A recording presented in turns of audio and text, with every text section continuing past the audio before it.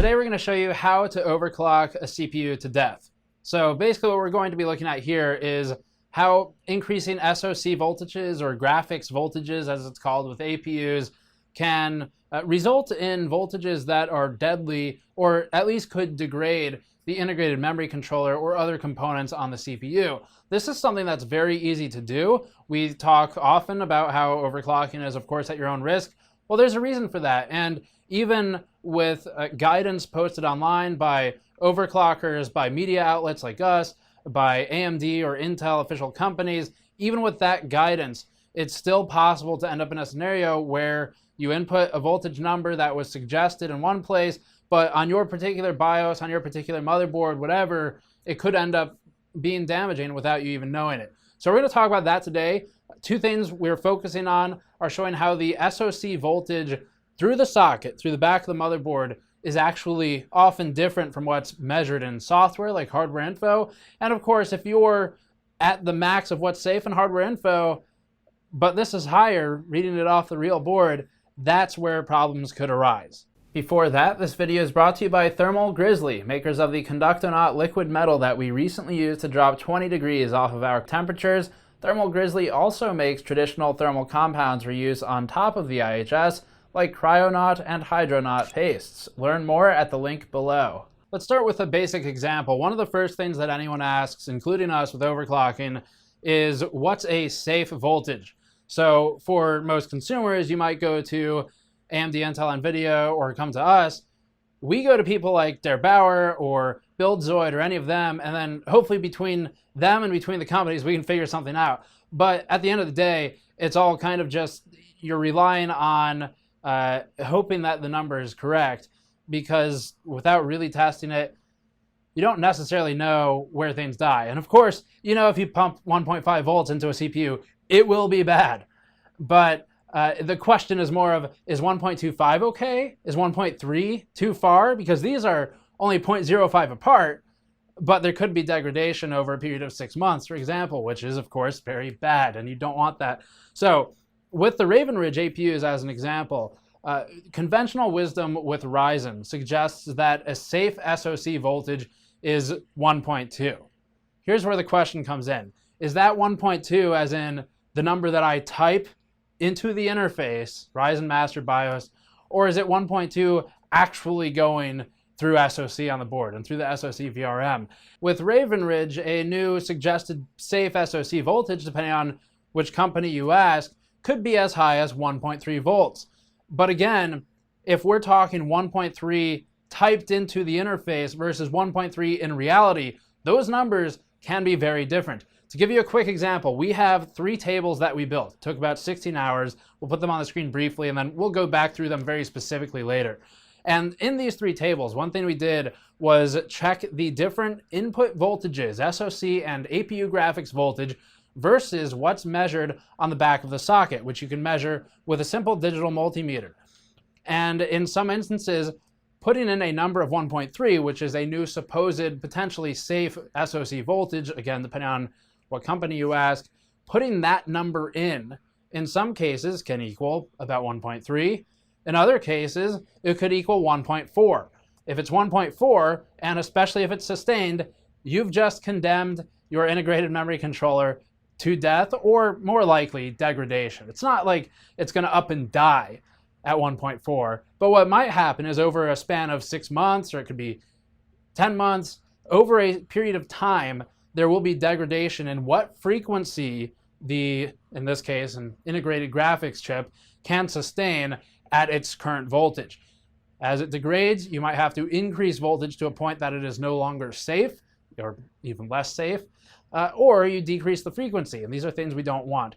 So go through a couple more notes here before starting. I'm going to show you how the discrepancy appears between the back of the socket and software, HWINFO or Ryzen Master, and then we're going to talk about some of the tables that we spent a whole day creating with just 3 motherboards, only 3, and how much they differ one to the next in terms of V-droop, or over voltage or under voltage or whatever. So some very quick things here. V-droop can require higher LLC or load line calibration levels to stabilize the input voltage closer to the configured number. This is one of the easiest ways to ensure the number you type in is what you're getting, as opposed to maybe some auto LLCs will actually really under-deliver on that voltage. We've had this problem in the past. You type in 1.4, in reality you're getting 1.3. So load line calibration can help with this. If you're not sure what that is and you want to know more than what I've just told you, we have an entire video on that done by a hardcore overclocker who uses LN2. His name is Buildzoid, so we'll link that below.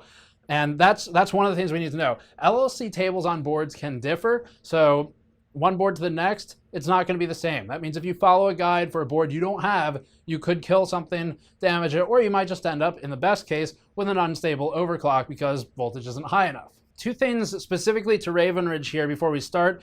APU graphics voltage is a number that you'll see. Ryzen Master has it, for example. So Ryzen Master calls it APU graphics voltage. They also have an SoC voltage. These are more or less the same thing. So ultimately, APU graphics voltage and SoC voltage are going to the same place. They're controlled by the same VRM. It's the SoC VRM. It's typically it's always the more limited phase count VRM on the board of the two main VRMs for AMD boards. So when you adjust graphics voltage, you are adjusting SoC voltage. The same rules of safety apply to each. Even though, for example, you could type in a very high number, it doesn't mean it's safe. So those two numbers are basically the same. Now, we have a kind of a hypothesis on what the difference is, why there would be two different inputs for them.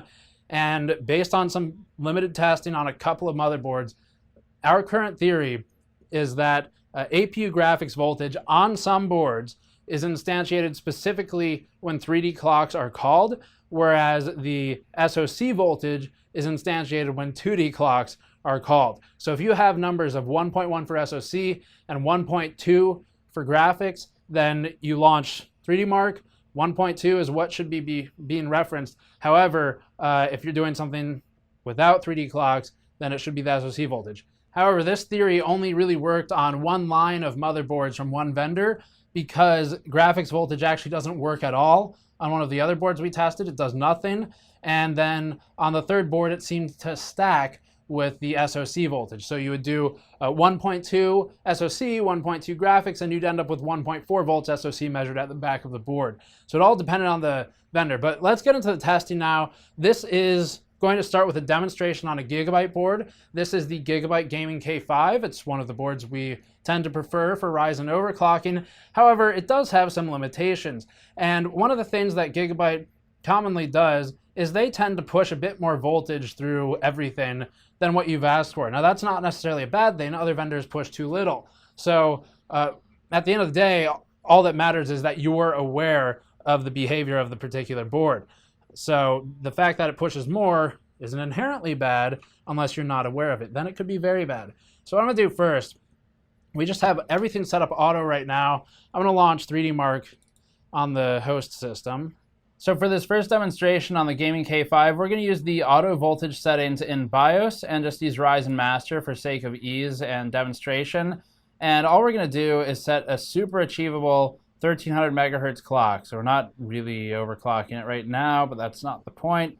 So we'll go 1300, it does in increments of 50. And we're going to set a 1.1 SoC and 1.1 graphics voltage. So both of those are 1.1, and we just need to put it under some load. So for SoC voltage right now in HWINFO 64, we're reading about 1.0 volts, 0.9 to 1.01 volts. And this is with a 1.1 configuration in Ryzen Master for both SoC and the APU graphics. But what we need to do is check the real voltage at the back of the socket. So we can do that with a multimeter pretty easily. And all I'm going to do is stab a Molex ground, which if you don't know where those are, our mod mats have handy diagrams that show where they are. And then I'm going to just hit the correct corresponding SoC cap, which we've already determined, 1.2. So we are at 1.2 volts going into the socket, as opposed to on HWINFO 1.0-ish, 1.0 basically.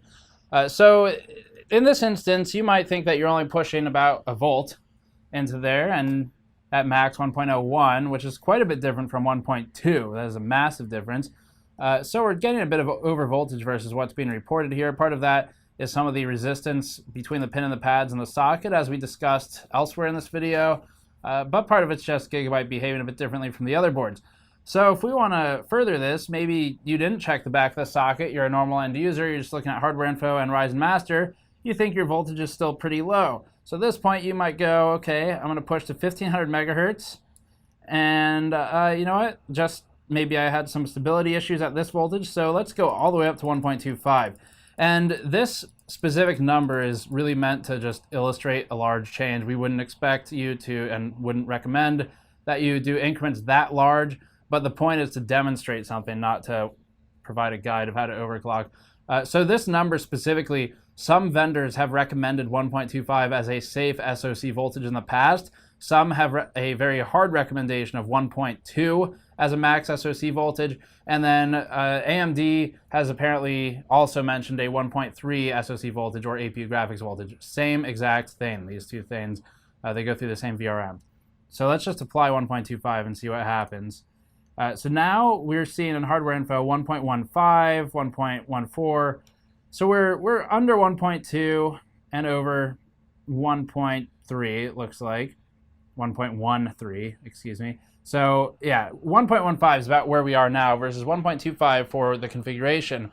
So it still looks pretty good. You might just kind of leave it here. You could even push it a little higher if you're assuming 1.3 is safe. You could push it higher if you're assuming 1.2 is safe. Doesn't really matter. If you listen to one vendor or the other, if one says 1.2, one says 1.3, either way, we're below both 1.2 and 1.3 right now. So let's check the socket side for its voltage. 1.34, quite high, getting dangerously high, in fact. So with the folks we've spoken to about this, over 1.3, like say sustained 1.36 volts is getting kind of rough for an APU, for the SoC specifically. You could start damaging it, degrading it, or burning it out with a sustained over 1.3 volt input to the CPU. But of course, Ryzen Master and Hardware Info are giving us completely different, much lower numbers. And this isn't necessarily a fault of one board or the other, or even a fault of Hardware Info. It's that they are technically, we're reading two different things. One, we're reading at the back of the socket. You can't get much more direct than that. And the other one is through sensors, through the CPU, after resistance and aggregate data and all that other stuff. So that's what we've got for basics. Now we could do one more example here. And let's say that 1.35 certainly is inadvisable. However, you might still be able to argue it. Let's say you ended up pushing, I don't know, 1600, 1650, something like that. And in the process of doing so, you went with maybe a really high, well, comparatively high voltage of something like 1.2875. Let's go with that. Because if you're listening to guidance from the board vendors or from AMD, where sometimes they say 1.3 is safe, once again, there's a difference between typing in 1.3 here and getting 1.3 into the CPU. And we need to determine which one they're talking about when they say that. You need to understand what they mean when they say 1.25 or 1.3 or whatever is safe, because they're different things. So right now we're getting 1.175. We're not quite at 1.2 yet. And you could see this as potentially an LLC issue, because higher LLC, if we could set it with this board, would potentially stabilize that a bit. But either way, we're almost at 1.2 sometimes. Let's do one more measurement back to the socket. So 1.2 sometimes for hardware info versus 1.37 to 1.38. That's bad. That will degrade the integrated memory controller over time. It is definitely not a good voltage to push into there. So one last number, something we've determined is pretty stable on our sample, is 1650 megahertz on this motherboard at only 1.18, I think 1.18125. So we determined this to be stable. That number is pretty damn low compared to the guidance of 1.2 to 1.3 as a safety. But again, it's because there's a difference versus load line calibration, V-droop, stuff like that, where the number we're reading out versus putting in are two different things. So 1.1 for hardware info looks pretty good. We're stable at 1650 megahertz, 1.18 for APU graphics, which is SoC voltage. And then at the socket, 1.28, perfectly, well, It's hard to say exactly, but some vendors have told us this is perfectly acceptable. And then guidance for Ryzen, speaking with some of the XOC guys, the extreme overclockers, we've heard 1.2 is the safety guidance, and some motherboard vendors as well. However, Raven Ridge is a different product than Ryzen, so it's possible it's changed. But either way, compared to 1.37, 1.27 is significantly lower. That's a big deal. So that's what we're talking about. And make sure you know which voltage people are, when I say people, which voltage manufacturers or overclockers are talking about when they say the number 1.2 is safe or the number 1.3 is safe. Because the difference in 0.1 there is enough to seriously degrade or damage or destroy an SoC over time, because a 0.1 difference is 1.3 to 1.4. 1.4 definitely starts to degrade your IMC. 1.3, I'm a bit nebulous on. I've heard from multiple different people that 1.3 is fine. I've heard from more people that 1.2 to 1.25 is the suggested. The most reliable source that I've spoken with so far has suggested that peaking at 1.3 is perfectly acceptable for the Raven Ridge SoC, and the same source has suggested that peaking at something like 1.36 and holding there is bad. So that's kind of your margin for error if we go with that specific source. But again, this is all practical, hands-on stuff, so until things start dying, it's hard to say precisely what's acceptable. If you want my recommendation for a very safe guidance, 1.2 is a good place to sit for the actual voltage going into the CPU, not necessarily what you type in. 1.25, I would also feel somewhat comfortable with Raven Ridge, and 1.3 is where you're just kind of betting on who said what, because again, some people have told us 1.3 is fine, some have said the opposite, so it all depends. Raven Ridge, as I understand it, should be fine at 1.3 sustained, but obviously lower is better, so maybe shoot for 1.2, 1.25. Let's quickly recap some of our findings on the 3 boards we tested. We observed the following. With the MSI motherboard, the B350 Tomahawk, we noticed that APU graphics voltage, the option in Ryzen Master, did not seem to do anything. It's broken. We ended up using SoC voltage via BIOS instead to adjust the stability of it all. And LLC options also didn't seem to do very much. On this particular B350 Tomahawk board, level 6 LLC resulted in lower voltage than auto, and level 8 is apparently somewhat equal to auto or slightly lower depending on what you're looking at. And this seems to have V-droop issues and under voltage versus target at times as well. So that's the MSI board's characteristics. Again, we're not necessarily saying what's bad or not. All we're saying is be aware of those things. The Asus board behaves a bit differently. First of all, we tested an Asus B350M-E. This is not an overclocking motherboard, far from it. And I mean, you could tell that by looking at the lack of heat sinks on the VRMs. That said, we wanted to test it for a specific reason, which will be our second video, and we'll talk about that later. But either way, the MOSFETs can easily breach 120 degrees Celsius if you're pushing high voltages, because it's really not meant to handle that kind of voltage. However, we did find that we could reasonably hit 1550 megahertz with a 1.1 volt SoC input and 1.2 volt graphics input. The result was 1.25 volts via multimeter, which seems acceptable. MOSFETs still run pretty hot, but not bad considering what a cheap board it is. And conversely from that, with Auto LLC, 1.2 volts SoC and 1.3 volts graphics, which are settings that might actually be okay on some boards, but not this one, what you end up with is 1.37 volts via multimeter. It was capable of 1650 megahertz, but you'd be roasting the MOSFETs, and at 1.37 volts, you'll be damaging the SoC as well. Gigabyte's board, we couldn't find any SoC LLC options for now. Users will need to be aware that while the MSI board is often biased undervolting the target, the Gigabyte board is often biased overvolting it.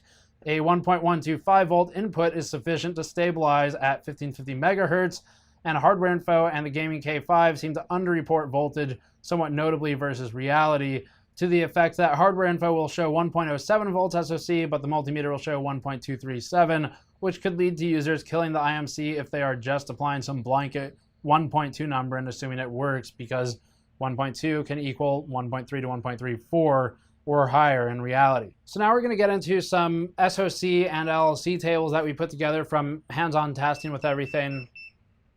That was rude. Anyway, I was saying with the tables, what we're going to be showing you is just some hands-on testing, and we've got that for the same 3 boards. So let's go through those now. Here's a table of our ASUS SoC checks. The color coding is based on frequencies. When we changed frequency, we changed row color. At 1.1 volts SoC and 1.1 volts APU graphics input, we were measuring 1.12 to 1.13 volts with a multimeter, or 1.056 to 1.081 with HWINFO.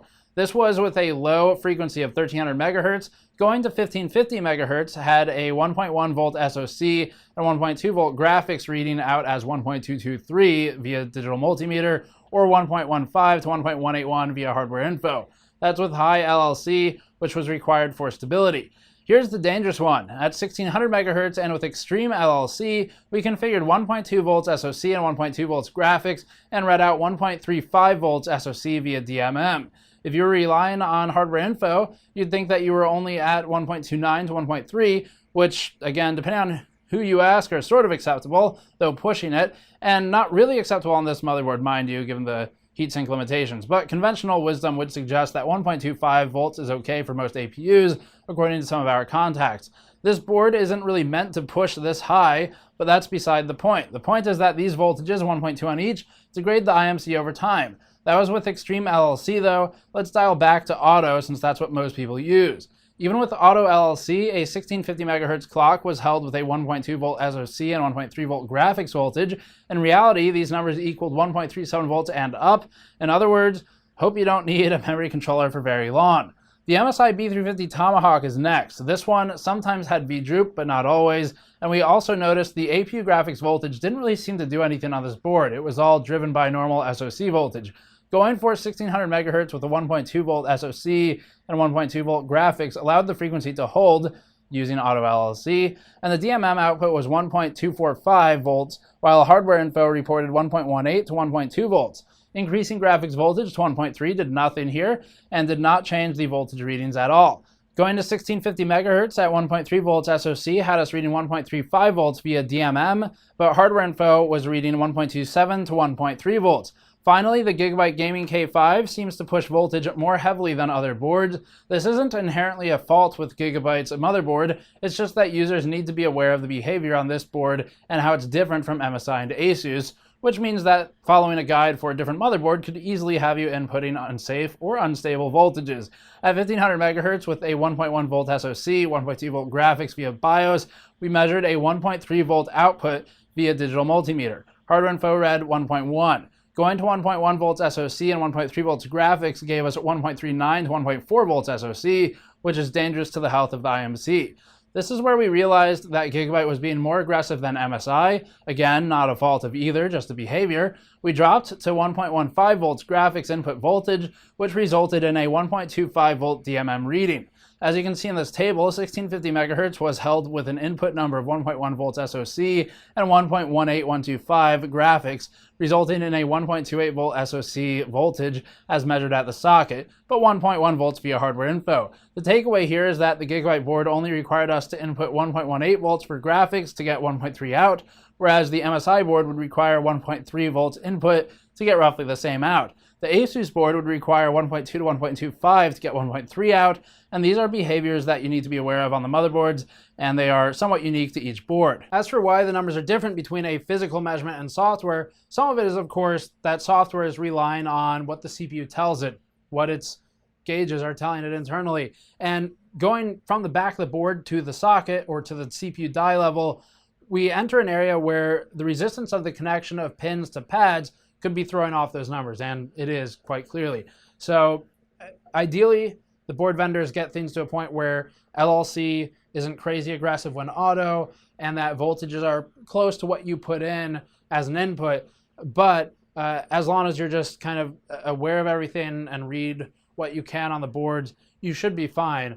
The biggest thing is that typing in a number, if AMD says, or Gigabyte or Asus, anyone, if anyone says something like 1.25 is safe, 1.3 is safe, you have to know what they're talking about. Because if you're saying 1.25 is safe, is that 1.25 read at the back of the board in reality? Or is it 1.25 as in the number that you type in to get things stable? because depending on what their perspective is, they might mean the number you type in, or they might mean in reality. And if they're talking reality, but you type in a high number, you could end up far over what they consider to be safe.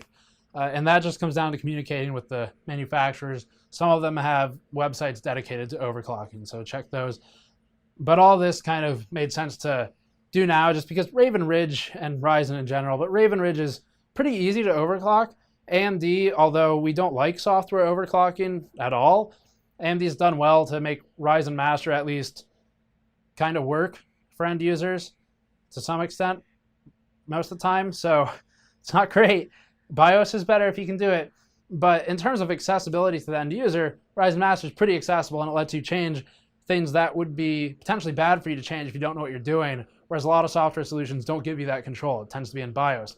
So yeah, it's worth talking about because Raven Ridge is pretty easy to overclock, and most of this information applies generally as knowledge to everything else. So if you like this type of coverage, as always, you can subscribe to us for more. We'll be talking about how to kill your motherboard next. This was sort of how to kill your CPU, and that'll be on the MOSFET thermal level. Go to patreon.com/gamersnexus to help us out directly, or store.gamersnexus.net to pick up a shirt like this one, which we've just restocked. It's the Graph logo shirt. Thank you for watching. I'll see you all next time.